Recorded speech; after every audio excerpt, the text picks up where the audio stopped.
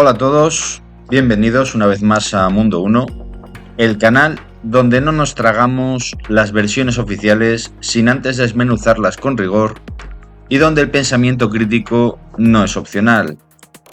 Hoy íbamos a tocar uno de los temas más delicados y más silenciados. Íbamos a hablar sobre quién controla la información que consumimos a diario, quién decide lo que puedes ver, lo que se censura y lo que se repite una y otra vez hasta que lo aceptas como verdad. Pero los últimos acontecimientos nos han llevado tristemente a Torre Pacheco. Y si muchas de las ideas que crees propias tal vez no lo sean, y en este caso, en Torre Pacheco, vamos a hablar también de la manipulación informativa, del control narrativo y de cómo muchas veces lo que queremos pensar libremente es el resultado de un diseño muy calculado. Y como hemos dicho, pues lo vamos a hacer con este caso de actualidad, la agresión a uno de nuestros mayores en Torre Pacheco. Pero antes de eso, primero vamos a explicar un poquito qué es la manipulación informativa. Antes de meternos de lleno en el asunto, vamos a poner, digamos que los puntos sobre las IES. La manipulación informativa no consiste únicamente en mentir. Es, sobre todo, elegir qué verdad se cuenta, qué verdades se ocultan y cómo se presentan. Es una estrategia sofisticada, utilizada desde hace décadas y que no necesita censura abierta para funcionar. El objetivo: moldear tu percepción del mundo, influir en tus emociones y condicionar tus decisiones. En el primer lugar tenemos la agenda setting, establecer de qué se habla. Los grandes medios no te dicen lo que tienes que pensar, te dicen sobre qué tienes que pensar. Si algo no aparece en los titulares, si no salen los informativos, si no se repite en redes, es como si no existiera. Y así se construye un mundo oficial y otro invisible. La segunda forma es el framing. Es cómo se enmarca lo que se cuenta. Dos noticias distintas pueden hablar del mismo hecho, pero parecer opuestas. Todo depende del enfoque, el vocabulario, las imágenes elegidas. Por ejemplo, ¿es un movimiento social por la justicia o una amenaza para la estabilidad? ¿Es un gobierno popular o un régimen? Las palabras no son neutrales, son armas narrativas. La tercera forma es la repetición emocional, el martillo suave, la repetición constante de ciertos mensajes asociados a emociones intensas como miedo, rabia o esperanza, que crea una especie de hipnosis cultural. Lo que se repite lo suficiente acaba pareciendo natural, inevitable y verdadero. La cuarta forma de manipulación informativa es el ocultamiento selectivo, lo que no se dice. A veces el mayor control no es lo que se dice, sino lo que no se dice. Silenciar ciertos datos, ignorar ciertos contextos, omitir voces disidentes, es una forma eficaz de dirigir la opinión sin necesidad de mentir. La quinta forma de desinformación o de información sugerida es la autoridad artificial. Lo dijo un experto. Se colocan figuras de autoridad, académicos, influencers, periodistas, médicos, no por su independencia, sino por su alineación con la narrativa dominante. Cuestionarlos se vuelve pecado, disentir una herejía moderna. La sexta forma es la fragmentación. Que no conectes los puntos. Nos cuentan las noticias como hechos aislados, desconectados. Pero cuando uno empieza a relacionar lo que ocurre en distintos países, lo que hacen las grandes corporaciones, cómo reacciona la prensa, aparece un patrón. Y ahí empieza el verdadero problema para los que controlan el discurso. Estos son solo unos pocos métodos de cómo los grandes poderes o aquellos que conocen bien cómo funciona el sistema nos manipulan o intentan inducir nuestra forma de pensar. La manipulación informativa es como el aire. No lo ves, pero lo respiras todo el tiempo. Y mientras no la detectes, tu mente puede ser programada sin resistencia. Ahora que lo sabes, en el próximo bloque vamos a demostrarlo con este caso real de actualidad que está marcando, digamos que, la orientación de nuestras mentes en uno u otro sentido. Miércoles, 9 de julio de 2025, Torre Pacheco, Murcia. Un anciano de 68 años es brutalmente agredido por varios jóvenes mientras paseaba cerca del cementerio. Lo tiran al suelo, le golpean la cabeza. No hay robo, no hay provocación, solo violencia gratuita. La agresión es grabada, el vídeo circula rápidamente por redes sociales y entonces surge la explicación oficial. Podría tratarse de un reto viral. ¿Qué sabemos exactamente? La Guardia Civil declaró que no descarta que el ataque esté relacionado con un reto viral, una moda juvenil en la que se agrede a personas vulnerables, se graba y se difunde. Esta hipótesis fue recogida por medios como Euronews, El Boletín y otros portales nacionales. Pero cuando buscamos las fuentes exactas de ese reto, no hay nada concreto. ¿Existe alguna fuente pública del reto?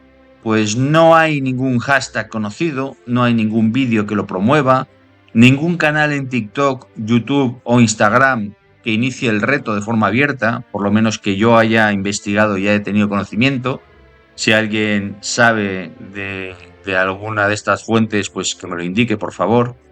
Tampoco hay un nombre oficial, como ocurre con otros desafíos virales, como el Blackout, el Challenge, el School Breaker y muchos más que suelen salir. Se especula que pudo circular en chats privados o grupos cerrados de Telegram, pero no hay evidencia directa que lo confirme. ¿Y si el reto viral no existía? También cabe la posibilidad de que no existiera ningún reto viral, que la violencia fuera espontánea y que la hipótesis del reto se haya introducido a posteriori para justificar o minimizar el hecho. Una forma de desactivar la alarma social o minimizarla fue un juego, una moda, una estupidez adolescente. Así se evita hablar de problemas reales como el desarraigo, la falta de integración o la violencia gratuita. Pero si el reto no existía, o mejor, si el reto existía, ¿era espontáneo o inducido? Supongamos ahora que sí existía un reto viral. ¿Era una moda juvenil casual o algo más dirigido? ¿Y si el reto fue diseñado o impulsado con un objetivo concreto? Sabemos que hay precedentes, retos difundidos con intenciones de provocar miedo, de crear caos o tensión. Un reto así puede ser usado como arma de ingeniería social, creando un hecho perturbador que se vuelve viral, genera indignación y polariza a la sociedad. ¿Qué técnicas de manipulación de las que hemos hablado se encuentran en esta fase? Pues tenemos la inducción conductual. Si el reto es real. ¿Cómo actúa? Pues incentiva la agresión como medio para obtener notoriedad. Likes, validación grupal. Normalización de la violencia. Presentar la agresión como un reto viral reduce su gravedad moral y legal. Hipótesis como justificación. El uso de una explicación no confirmada sirve para suavizar la reacción social. Una difusión ambigua. Los medios y autoridades comparten la versión del reto sin pruebas firmes, generando ambigüedad. Y la dirección encubierta. Si el reto fue inducido, si hubo intencionalidad detrás, hablamos de manipulación deliberada para generar conflicto. En esta primera fase, de las 7 que vamos a nombrar, que no lo he dicho, la verdad es incierta. Tenemos un hecho violento, un vídeo real, una víctima inocente, y tenemos una explicación difusa, un supuesto reto viral del que no se han identificado pruebas concretas. Tal vez existió y fue casual, tal vez fue inducido para provocar un efecto, o tal vez no existió y fue solo una forma de cubrir una realidad incómoda. Lo que sí es seguro es que esta ambigüedad fue usada narrativamente y que desde el primer momento ya estaban actuando los mecanismos de manipulación. En la fase 2, la viralización del vídeo, hay una emoción sin contexto y una desinformación. Tras la agresión al anciano de Torre Pacheco, el vídeo comienza a circular rápidamente por redes sociales y grupos de mensajería.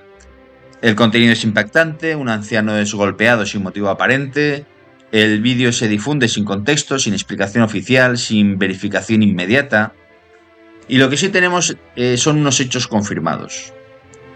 Primero, que el vídeo es auténtico y corresponde al ataque del 9 de julio en Torre Pacheco, que fue grabado por los agresores. La víctima, Domingo, de 68 años, fue identificada por él mismo. El vídeo comenzó a circular primero por WhatsApp y Telegram y luego se difundió en redes públicas como X. Las autoridades tardaron en emitir una respuesta o información oficial sobre lo ocurrido. ¿Y qué tenemos aquí? Tenemos una viralización sin contexto. Miles de personas vieron el vídeo en pocas horas, pero no había datos, ni fecha, ni lugar, ni explicación, solo imágenes impactantes y una víctima evidente. Eso abrió la puerta a todo tipo de interpretaciones y manipulaciones. Después de esto se infiltran vídeos falsos.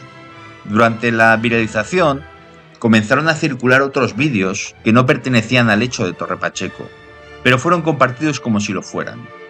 El primer vídeo falso es de México en el año 2021, que se mostró a un anciano siendo golpeado en una calle. Se atribuyó al ataque de Murcia.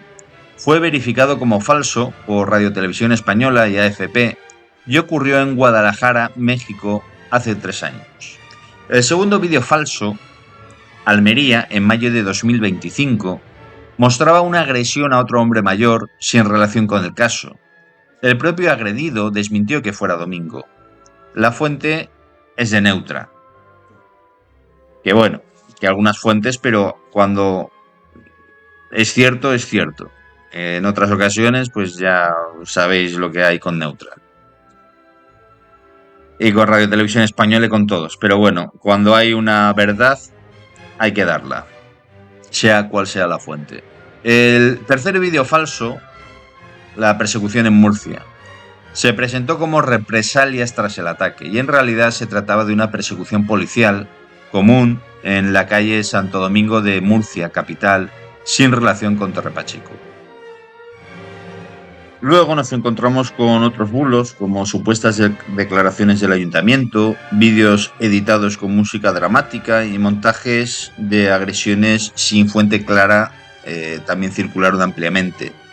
Algunos fueron utilizados por cuentas anónimas o perfiles con ideología extrema para magnificar el conflicto. Y en esta primera fase, ¿qué tipos de... En esta segunda fase, ¿qué tipos de manipulación y a quién puede interesar el asunto? Pues tenemos como tipo de manipulación el choque emocional sin contexto.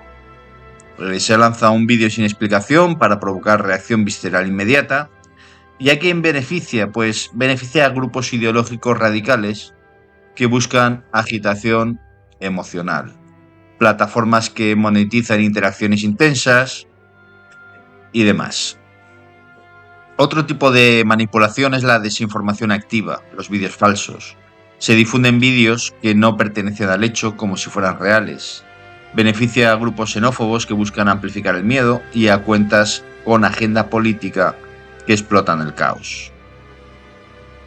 Otro punto de manipulación, otro tipo de manipulación es la descontextualización. Se presentan hechos de otro lugar o tiempo como actuales. ¿A quién beneficia? Pues influencers radicales que necesitan contenido impactante y a sectores mediáticos sensacionalistas. Otro tipo de manipulación en esta fase 2 es la amplificación ideológica. Se usa el contenido como prueba de una ideología o relato preexistente. Beneficia a la extrema derecha para justificar políticas anti-inmigración y a la extrema izquierda para acusar de racismo a quienes denuncian. Y el último tipo de manipulación que vamos a añadir en este punto 2 es el silencio informativo institucional. Las autoridades tardan en explicar lo ocurrido. ¿Y a quién beneficia? Pues beneficia a los gobiernos que temen reacción social y a los partidos que quieren proteger una narrativa o votantes concretos. Este descontrol informativo no es casual. Cada tipo de manipulación tiene un beneficiario y detrás de la indignación social hay agendas que saben usarla. La viralización fue solo el principio. En cuestión de horas, el hecho real quedó enterrado bajo una avalancha de vídeos falsos, versiones interesadas y discursos enfrentados. Y lo más importante, que cada una de estas manipulaciones sirvió a alguien.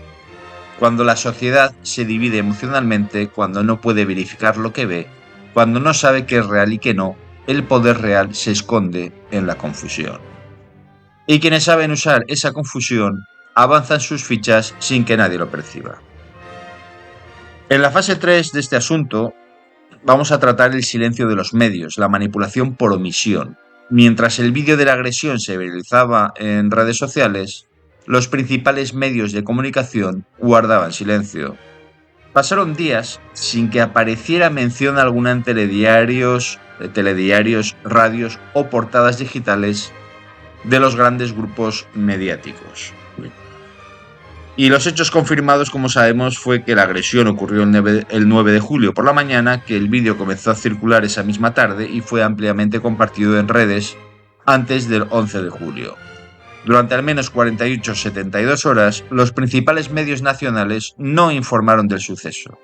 Algunos medios comenzaron a mencionarlo solo tras la indignación pública o tras la reacción de la ultraderecha. ¿Y qué implica este silencio? Pues que cuando un hecho tan grave como la agresión a un anciano se difunde masivamente en redes, pero los grandes medios no lo recogen, no estamos ante un descuido.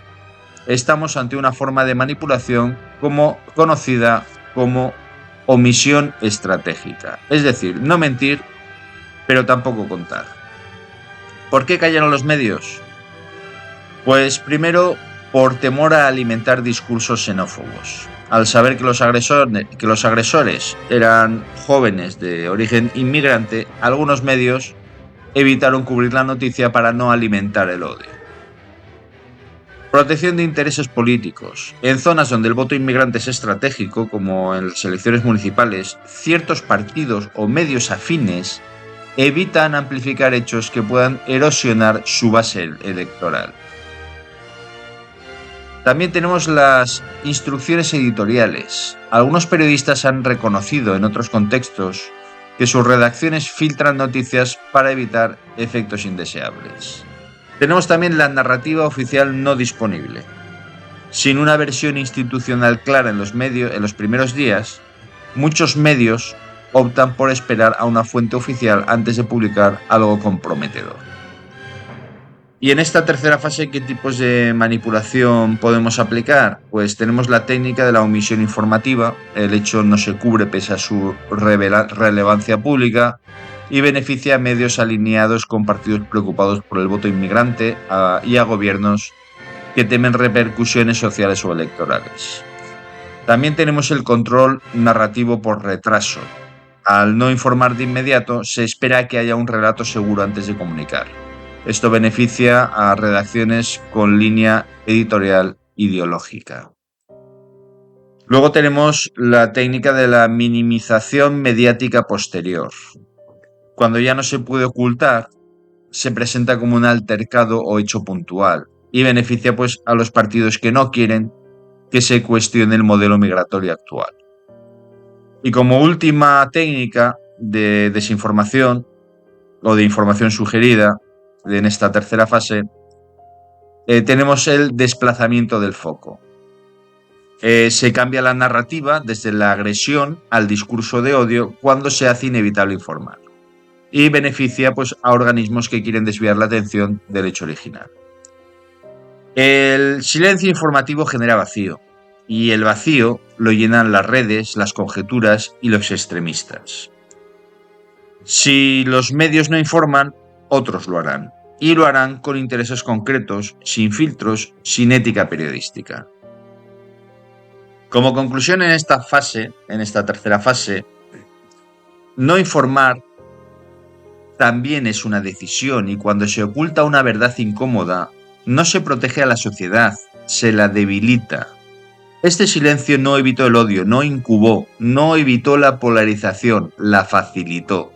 Porque si los medios dejan de ser un puente de información, se convierten en parte del problema.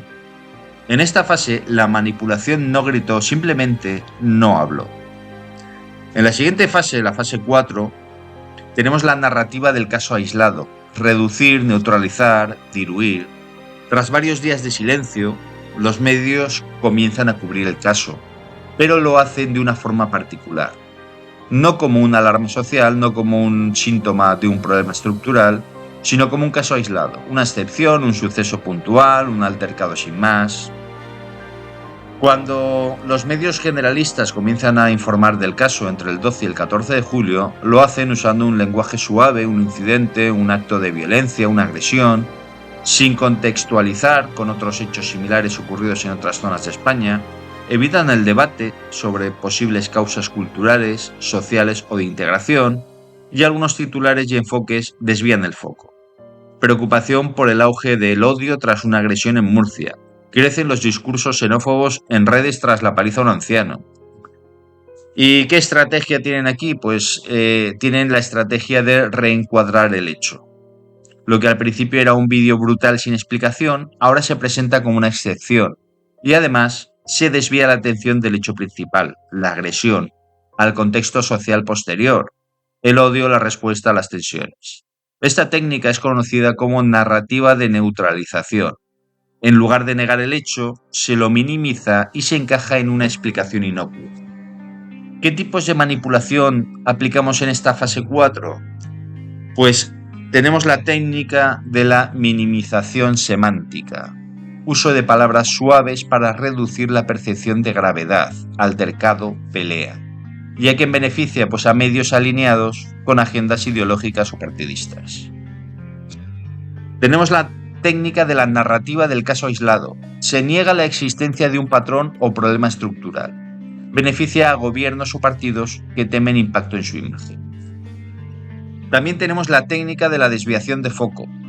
Se desplaza la conversación del agresor a las reacciones ciudadanas. ¿Y a quién beneficia? Pues beneficia a las élites políticas que quieren controlar el relato sin afrontar los hechos incómodos. Y la última técnica en esta fase 4, la supresión del contexto. No se vincula el hecho a problemas de integración, violencia juvenil o retos virales. Beneficia a instituciones que desean evitar debates sociales profundos. Y ejemplos concretos de esto tenemos a Radio Televisión Española, informa del caso junto a advertencias sobre el aumento del odio en redes, sin profundizar en la agresión ni en su origen. Tenemos a la cadena SER, destaca la escalada de tensión y la necesidad de frenar el discurso de odio, priorizando la reacción sobre la causa. En muchos reportajes, los agresores dejan de estar en el centro, la víctima queda relegada, el debate se traslada al peligro del populismo o al clima de crispación. ¿Y por qué se aplica esta narrativa? Pues porque reconocer un patrón o un reto o un fallo en la integración obligaría a los responsables institucionales a actuar. Porque el modelo multicultural, el uso electoral de la inmigración o la gestión de barrios marginales no quieren ponerse en cuestión. Y porque para ciertos partidos, el relato importa más que la realidad. Lo que era una agresión evidente se convierte en un hecho aislado. Lo que podía ser una llamada de atención colectiva se diluye en titulares sobre el odio y la polarización. Así opera la narrativa de neutralización. No niega el hecho, lo reinterpreta hasta que deja de molestar. Y en ese proceso, la víctima desaparece, el problema se oculta y los responsables respiran tranquilos. En la quinta fase, vamos a ir rápido porque el vídeo es largo, la inversión de culpabilidad que trata de acusar al que denuncia. Tras la difusión del vídeo, el silencio mediático inicial y la narrativa del caso aislado, comienza una nueva fase. Quien denuncia el hecho empieza a ser atacado. La crítica a la agresión se convierte en discurso de odio. y quien exige justicia es acusado de racismo. Diversas personas, cuentas, medios alternativos y ciudadanos anónimos que compartieron el vídeo o exigieron responsabilidad comenzaron a ser acusados de fomentar el odio o de extremismo. Cuentas en redes sociales que se hicieron eco del caso fueron denunciadas o etiquetadas como difusoras de bulos, xenófobas o de extrema derecha, incluso si compartían datos reales. En algunos espacios mediáticos, la preocupación por la agresión fue desplazada por la alarma ante el aumento del discurso de odio. Se cambia el foco del agresor al indignado. La víctima desaparece del centro, el agresor queda fuera del debate y el nuevo objetivo es quien denuncia. Aparece el discurso clásico. Estás aprovechando esto para atacar a los inmigrantes, difundes odio, eres racista por hablar de esto. Todo esto no quiere decir que no haya odio y que no haya xenofobia. Claro que sí, esto también lo aprovechan determinados grupos. Pero aquí de lo que estamos hablando es del foco, del objeto, del centro de la cuestión. ¿Qué técnicas de manipulación se aplican en esta fase? Pues tenemos la técnica de la inversión de culpabilidad. Se traslada la responsabilidad moral desde los agresores a quienes visibilizan el hecho. Beneficia a grupos de poder que quieren proteger la narrativa oficial. Tenemos la técnica de la censura moral. Se estigmatiza a quien denuncia el problema, bloqueando el debate público legítimo. Beneficia a medios o instituciones que temen perder el control ideológico. Tenemos la técnica de la etiqueta reductora. Se llama fascista o xenófobo a cualquiera que cuestione los hechos, incluso si habla con datos, ya sea fascista, xenófobo o una persona normal afectada por el hecho. Los engloban a todos en el mismo saco. Beneficia a partidos que usan el victimismo para blindarse de críticas. Deslegitimación por asociación.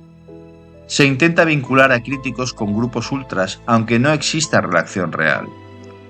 Beneficia a portavoces que buscan desactivar la crítica sin argumentos. ¿Qué ejemplos podemos observar? Pues se etiquetó como racista a cualquier usuario que mencionara la nacionalidad de los agresores. Algunos portales acusaron a medios alternativos de fabricar odio, aunque los vídeos fueran reales. Se intentó presentar toda crítica como parte de una campaña coordinada de extrema derecha, incluso cuando provenía de ciudadanos independientes. ¿Y por qué se usa esta táctica? Porque desviar la atención hacia el mensajero permite no tener que hablar del mensaje incómodo, porque así se bloquea el debate público sobre temas sensibles, inmigración, integración, seguridad, y porque en una sociedad emocionalmente manipulada, etiquetar es más eficaz que argumentar. En esta quinta fase, se castiga al que denuncia. La víctima real es silenciada, los agresores desaparecen y el que exige justicia es acusado de intolerancia. Es una estrategia de control narrativo que ya hemos visto muchas veces. Se evita hablar del problema, se acusa al que no visibiliza y así se protege el relato oficial, no a las personas. En la fase 6 nos encontramos con la instrumentalización política, de hecho aislado a munición ideológica. Cuando la verdad se debilita, los intereses toman el control. Lo que fue una agresión concreta se convierte en una bandera para unos y en un tabú para otros. El vídeo de la agresión fue adoptado rápidamente por sectores de la derecha y de la ultraderecha que lo difundieron como símbolo de fracaso del modelo inmigratorio, de inseguridad creciente, de invasión extranjera, de multiculturalismo fallido. A su vez, sectores de la izquierda institucional o mediática respondieron restando importancia al hecho, enfocando en los discursos de odio posteriores, utilizando el caso para reforzar su narrativa antirracista. Y así se polariza el debate. La agresión deja de ser un problema a resolver para convertirse en un arma política. La derecha lo explota, la izquierda lo niega y en medio la sociedad se divide. En esta sexta fase observamos 4 técnicas de manipulación. La apropiación ideológica, un hecho concreto es transformado en símbolo de una causa política, beneficia a partidos de derecha radical que buscan movilización emocional. Tenemos la negación reactiva. Por reacción al uso ideológico de un caso, se niega su relevancia o se desdibuja, beneficiando a partidos progresistas que temen perder apoyo electoral. También tenemos la simplificación binaria. Se obliga a elegir: o condenas el ataque y eres facha, o lo relativizas y eres progre. Ambos extremos que viven del conflicto cultural son los que se benefician de esta técnica. Y por último, la cuarta técnica que se aplica en esta fase, tenemos el blindaje narrativo partidista. Cada bloque impone su versión, o hay una invasión o todo es un montaje de odio, beneficiando a los medios alineados con ideologías polarizadas. Los ejemplos concretos que podemos observar aquí es, por ejemplo, a Vito Quiles o Dani Steff y otros influencers considerados de ultraderecha que amplificaron el caso con mensajes como esto es Marruecos, tienen más derechos que tú, que en algunas ocasiones pudiera parecer que sí. Algunos portavoces y tuiteros de izquierda que minimizaron el caso o lo calificaron como instrumentalización de la extrema derecha, y el foco se desplazó de la víctima al agresor, del agresor al discurso posterior y del problema social a la lucha entre bloques políticos. ¿Y cuál es el resultado? Pues el resultado es la división y la distracción. Ya no importa el hecho, importa quién lo cuenta. Ya no importa la víctima, importa qué partido se beneficia. Y así el problema real queda sin resolver. En esta sexta fase, el caso Torre Pacheco deja de ser un drama humano y se convierte en una guerra simbólica. Unos lo convierten en estandarte, otros lo entierran en silencio. Y entre medias, nadie analiza con profundidad por qué ocurrió, cómo evitarlo, qué responsabilidad tienen las instituciones. La manipulación aquí no miente, pero reemplaza el foco. De la solución al enfrentamiento, de la justicia al voto. Y en la última fase, la séptima, el desvío final: distraer, desplazar, desactivar. Después de la agresión, de la viralización, del silencio, del caso aislado, de acusar al que denuncia y de convertirlo en arma política, llega la última fase, el desvío final del relato. Una vez el caso se vuelve demasiado visible para ignorarlo, los medios comienzan a reencuadrarlo, no como un problema de violencia o integración, sino como un síntoma del auge del racismo, un ejemplo de manipulación de la extrema derecha, una llamada a la unidad contra el odio. El foco se traslada del hecho en sus consecuencias sociales, especialmente la aparición de grupos que protestan contra la inmigración, las represalias contra jóvenes inmigrantes y las declaraciones de partidos preocupados por la crispación social. Y ya tenemos un desplazamiento del foco. Ya no hablamos de la agresión, ya no se investiga el reto viral, ahora hablamos de otra cosa. La reacción posterior es que la sociedad es empujada a discutir sobre racismo, odio, extrema derecha, intolerancia, mientras el caso original desaparece del primer plano. Y aquí tenemos también varias técnicas de manipulación que nos han aplicado. Tenemos el desvío narrativo. Se reorienta el relato desde la agresión hacia la reacción social, desplazando el foco del problema real, beneficiando a gobiernos e instituciones que no quieren asumir responsabilidades. Tenemos la saturación informativa secundaria. Se llena el espacio mediático con declaraciones, opiniones y debates sobre el odio, no sobre la causa original, beneficiando a partidos que buscan controlar el discurso público. Tenemos la estrategia de distracción. Mientras se habla de racismo, no se habla de integración, ni de políticas migratorias, ni de corrupción. Beneficia a las élites que se benefician del enfrentamiento social como cortina de humo. Y tenemos el cierre artificial del debate. Se da por cerrado el caso al condenar el odio sin resolver la causa inicial, beneficiando a todos los que temen reformas estructurales incómodas. El resultado de todo esto es la disolución del conflicto sin resolverlo. ¿Qué pasó con los agresores? ¿Se investigó el supuesto reto viral? ¿Se analizó si hay fallos estructurales en la política de integración? Pues nada de eso. El caso se disolvió en un torbellino de ruido político, indignación emocional y debates estériles que todavía continúan. Que aunque se haya detenido supuestamente a los agresores, el daño ya está hecho. Esta es la fase final del control narrativo, la distracción útil, el caso Torre Pacheco, que podría haber servido para reflexionar, para reformar, para prevenir, terminó siendo una cortina de humo perfecta. Mientras el pueblo se enfrenta en redes, mientras se culpaban unos a otros, los verdaderos problemas seguían ahí. La falta de integración real, la instrumentalización política y la manipulación mediática, y sobre todo, la impunidad. Como reflexión final de Mundo 1, Torre Pacheco no es solo un caso. Es un manual en 7 pasos sobre cómo se manipula a una sociedad entera. Cómo se oculta la verdad, cómo se controla el relato, cómo se enfrenta al pueblo para que no mire hacia arriba. Porque mientras discutimos entre nosotros, los verdaderos responsables siguen en sus cargos, siguen manipulando y siguen gobernando sin vigilancia. En Mundo 1 creemos que la solución no es caer en el odio ni negar los problemas, sino ver claro, entender los mecanismos y exigir responsabilidad real. Torre Pacheco no es solo una noticia, no es solo una agresión.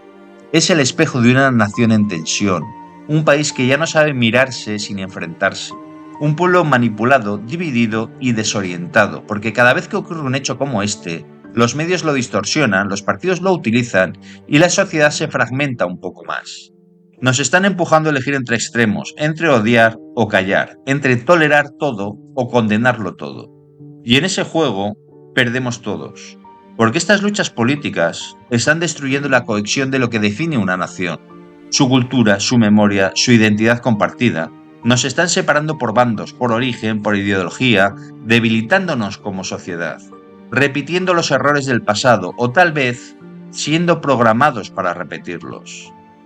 Pero aún estamos a tiempo de recuperar el alma de la cultura española, abierto pero firme, generosa pero justa, acogedora pero no ingenua. Podemos y debemos distinguir entre el inmigrante que viene a trabajar, a integrarse y a aportar, y quien viene a aprovecharse de un sistema blando y politizado donde todo se tolera si da votos. La dignidad no tiene raza, la convivencia tampoco, pero la cultura de un pueblo no puede ser negociada, ni sustituida, ni silenciada por miedo a incomodar. España es tierra de mezcla, sí, pero también de raíces, y si no las cuidamos, si no defendemos nuestros valores, si no exigimos respeto mutuo, nos iremos diluyendo hasta no reconocernos. Desde Mundo 1 no elegimos bandos, elegimos lucidez. Denunciamos la manipulación y defendemos la verdad, aunque no encaje en ningún relato oficial.